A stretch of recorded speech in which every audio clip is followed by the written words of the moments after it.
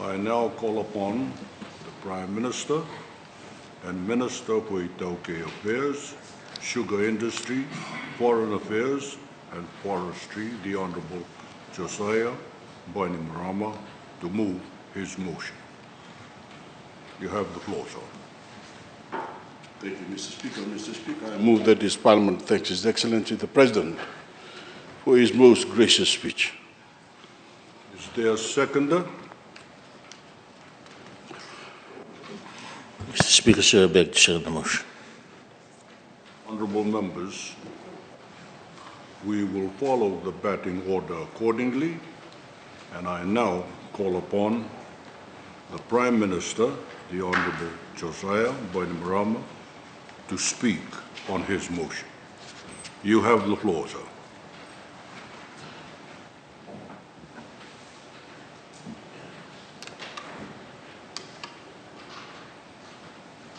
Thank you, Mr. Speaker. Mr. Speaker, I wish to thank His Excellency the President for his most gracious speech. Before I speak on His Excellency's address, I would like to congratulate our Fiji Sevens teams for their performance at the HSBC World Rugby Series, 7 Series, in Dubai over the weekend. Particularly our Fijiana, whose second place finish has shown once again, Mr. President, that they are the team to beat in women's World Rugby.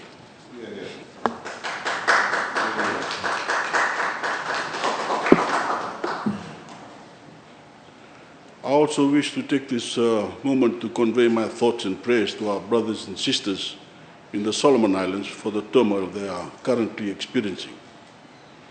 Tomorrow, Mr.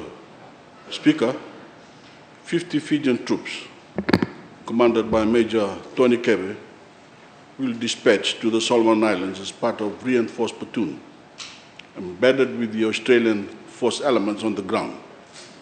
Another 120 troops here in Fiji will remain on standby for deployment if needed to help maintain security. Mr. Speaker, His Excellency expressed strong sentiments and hard truths in his address at the opening session of the Parliament. If you are like me, you are at the same time encouraged, inspired, and admonished by His Excellency's remarks. He held up the strengthening of our democracy as his single most important responsibility.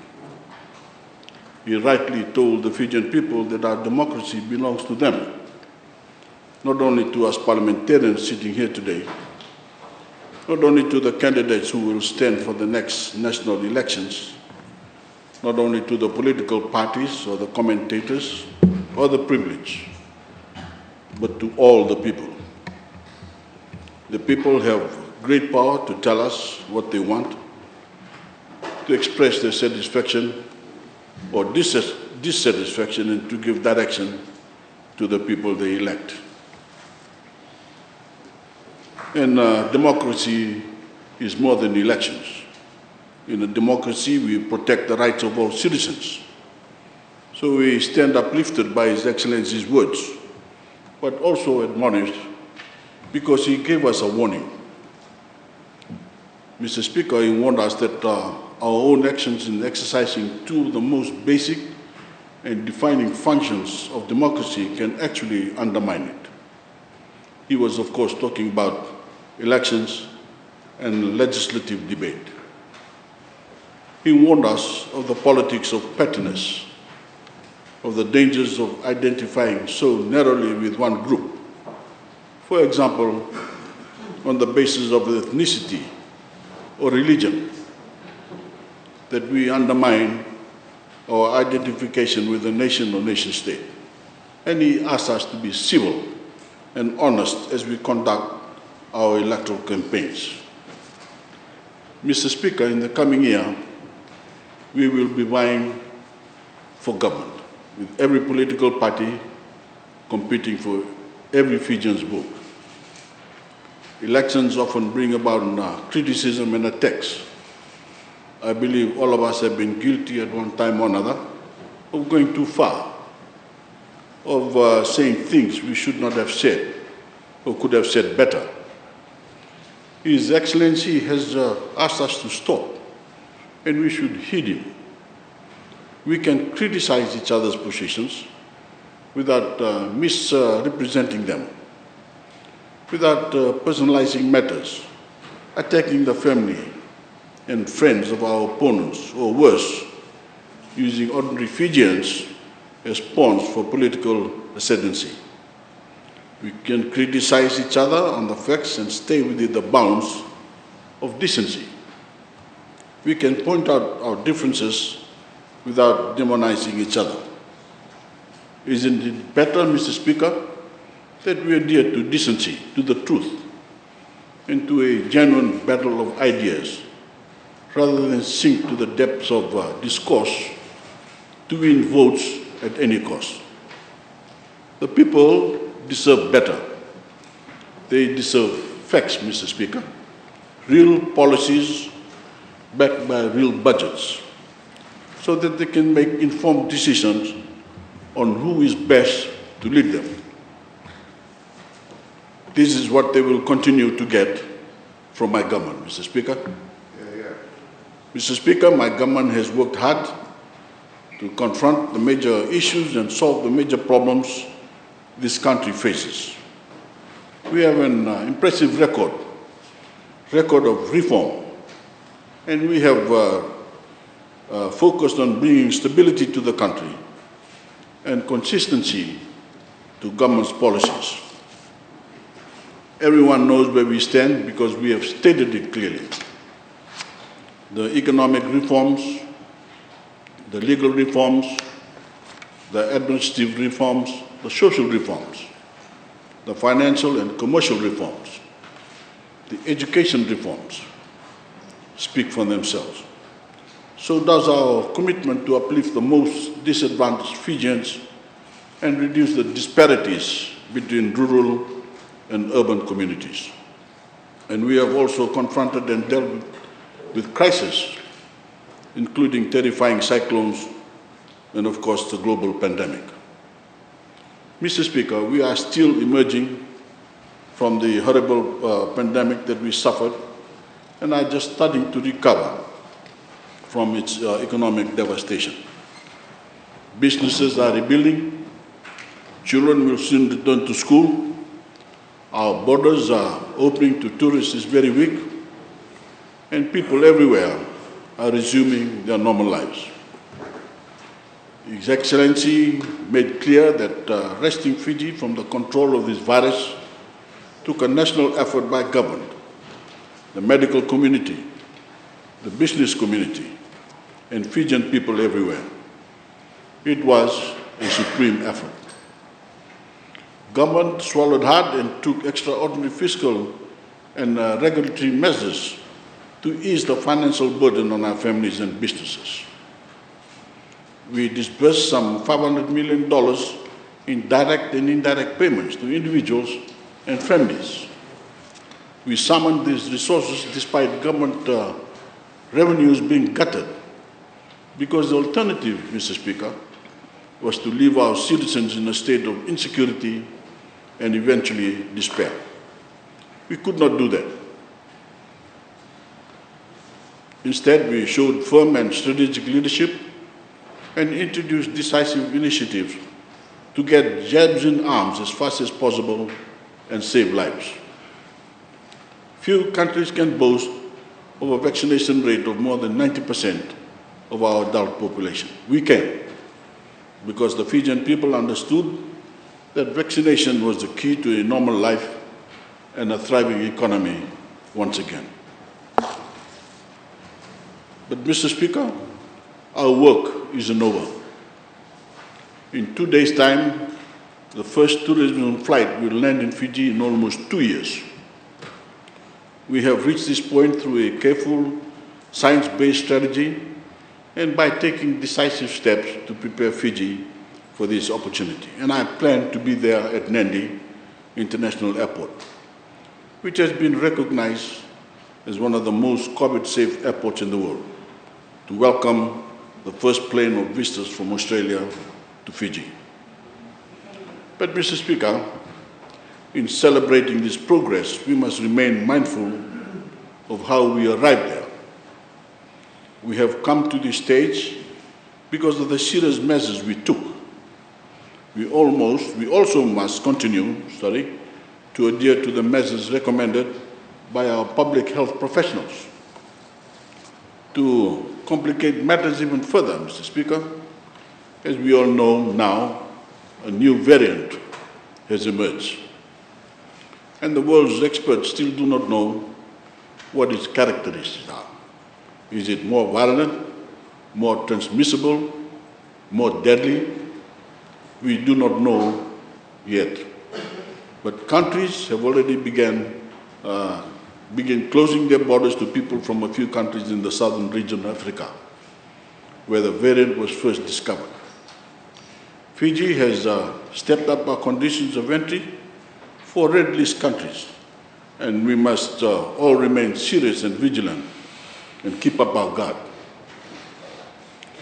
What does this mean for us, Mr. Speaker? First, it means that all those Fijians who are not yet vaccinated must arrange to get the jab. We are doing well, but as I said, this fight is not over. We need only use our peripheral vision to see that countries like Mauritius and Singapore have saw a rise in cases when their borders opened to tourism. This outbreak started with poor compliance from members of the local population. And there are pockets in Fiji where very few people are vaccinated, or none at all. And that's a worry. These pockets represent a potential risk to the country. I'm concerned that some communities in the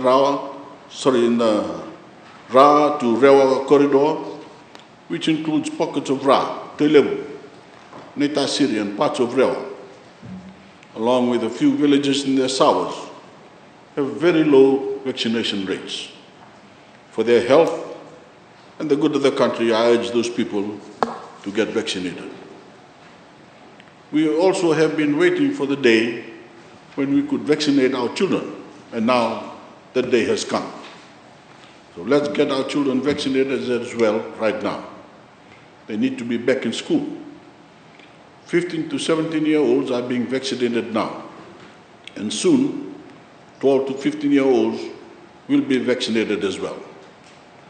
Some countries, Mr. Speaker, are preparing to vaccinate children as young as 5, such as next door in the Cook Islands.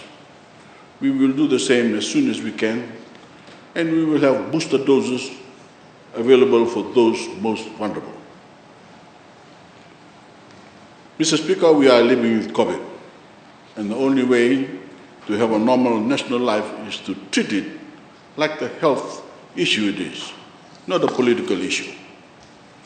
Nothing would please me more than to be able to announce that we were free of these protocol measures for all time, but I can't. It would be irresponsible. It would be a dangerous lie. We all need to be engaged in this fight. We can debate other things, but we have to be united on this. We have too much work to do, and too many lives are at stake. Since the pandemic struck, Mr. Speaker, we have been sailing against the strongest economic headwinds we have ever faced. And we have been battling them without our tourism sector. There is a saying that which does not kill you will make you stronger. Well, we refuse to roll over and give in to economic death. In some ways, this adversity has made us stronger. People have gained new skills. Industries have become more competitive. And we've done our part as government by easing the burden on businesses. Now, we have the opportunity to mount a recovery. To succeed, we have to set our sights higher than simply restoring the Fiji of 2019. We have to capitalize on the reopening of our borders to create momentum that will propel us to greater growth in 2023 in 2024 and beyond. I urge businesses in our tourism industry to heed His Excellency's advice. We must be a cost-competitive destination. In the critical months that lie ahead, we will be competing fiercely for regional and global market share, and we can take nothing for granted. We must fight for every tourist dollar. I know we will succeed, Mr. Speaker. We have done great things together before. My government is the same government that led Fiji to its longest stretch of economic growth ever. That is not a boast, Mr. Speaker. It is a fact. And we will be the government that leads us to our strongest recovery ever. And that is not a boast either. It is a promise. We have the leadership, we have the expertise, and the credentials to guide a strong recovery. And the Fijian people have the will, ingenuity, diligence, and now the confidence to build a strong post-pandemic economy. Mr. Speaker, His Excellency devoted a good portion of his maiden speech before Parliament to climate change, which was fitting and proper. Climate change and the consequences it is visiting upon us constitute the greatest threat to our people, our national economy, our national territory, our way of life, and we are not alone. This threat is staring every person on earth in the eyes. His Excellency has been deeply engaged in the issues of climate change and ocean health. He is a steward of the Great Sea Reef. He has led the people of Maduata to great awareness of the situation and greater resiliency. He was a member of Fiji's delegation to COP23 in Bonn, when Fiji held the presidency of the conference. And as he told us last week, Mr. Speaker, he was also scheduled to join us in Glasgow. Mr. Speaker, we are indeed fortunate that our head of state brings that kind of experience to this high office. But just as importantly, he brings an understanding of the nature and consequences of climate change, both physical and economic. He also brings an understanding of the international process in which Fiji has such an important role, and of the complex issues surrounding transformation to a green and blue economy, building resilient infrastructure and climate finance. Fiji is a leading voice internationally on these issues, and our President is an able spokesman. Mr. Speaker, Fiji took on an active and assertive role in the global effort to combat climate change because it was necessary. The small island developing states, particularly Fiji and our neighbors in the Pacific, were on the front lines of the climate crisis, and our voices were being drowned out as sure as the ocean was rising over our shorelines. We did not take this responsibility for international prestige. We did not take this responsibility so that we could speak at a seemingly endless stream of international conferences. We took on this responsibility because it is our national interest. And if we do not speak out loudly and clearly for the interest of our nation and our people, who, Mr. Speaker, will do that for us? We are doing this because our relentless chorus of advocacy and the effort of our negotiating teams makes an impact on global agreements, standards, and direction.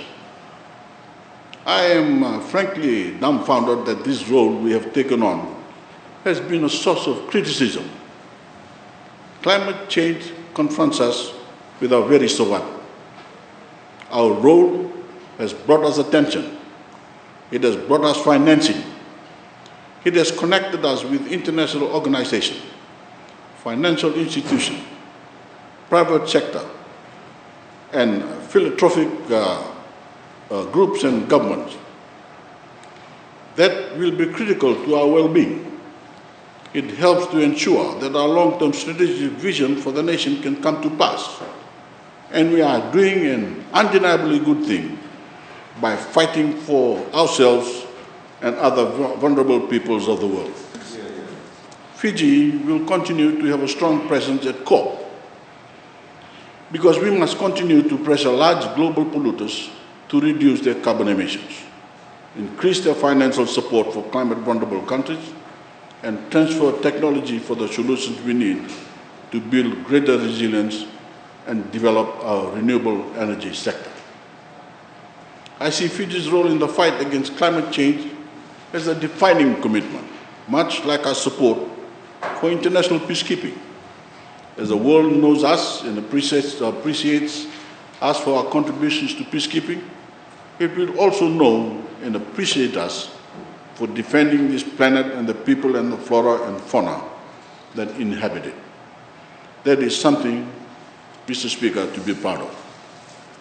I fully acknowledge that we were disappointed at some of the shortcomings and compromises at COP26 in Glasgow. That, Mr. Speaker, is the nature of international consensus-based agreement. But while some of the language was weaker than we wanted, we had a number of wins, big wins.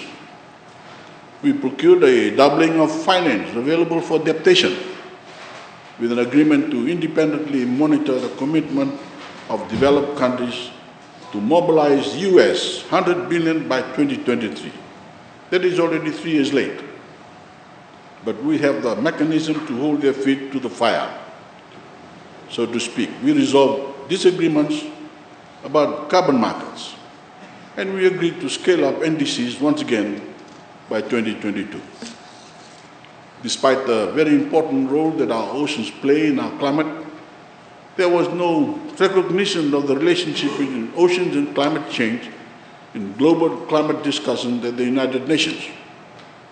But we did gain the inclusion of an oceans work program in the UNFCCC, something Fiji has championed since COP23.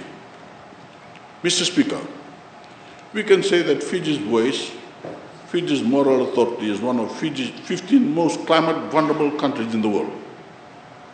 Fiji's leadership of the climate vulnerable and Fiji's unrelenting insistence that we continue to strive to limit warming to 1.5 degrees have been effective. Excuse me.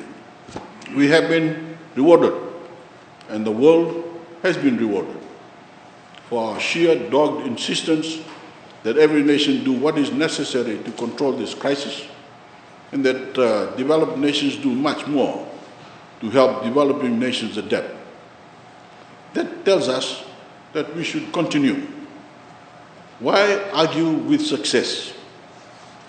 Mr. Speaker, here at home, the most important thing we can do to protect this country from worsening climate change is to make sure that we have strong and sustainable economic growth. We don't gain resilience by wishing for it. We build it ourselves with our own resources, our own revenues, our own sweat and ingenuity, and through our own international diplomacy and engagement. That is what builds seawalls. That is what helps move communities. That is what enables us to grow climate-resilient crops and fortify our infrastructure. That, Mr. Speaker, is what we can fund the kind of innovation that allows our society to adapt. That is what can help us recover from storms. So our focus must be on creating the stability, confidence, and consistency that drive powerful economic growth. Mr. Speaker, His Excellency has already demonstrated that he has the capacity, the energy, the knowledge and the drive to lead us domestically and internationally over the next 3 years. He said in his remarks last Monday that he will use his leadership to support the highest possible functioning of the state and the work of the executive to realize the objectives of our Constitution. As Prime Minister, Mr. Speaker, I welcome his leadership. I look forward to working with our young and very wise President His Excellency Ratu William Maibolele Katunivere, and to receiving his counsel and guidance. Pinakabagaleo, I thank you.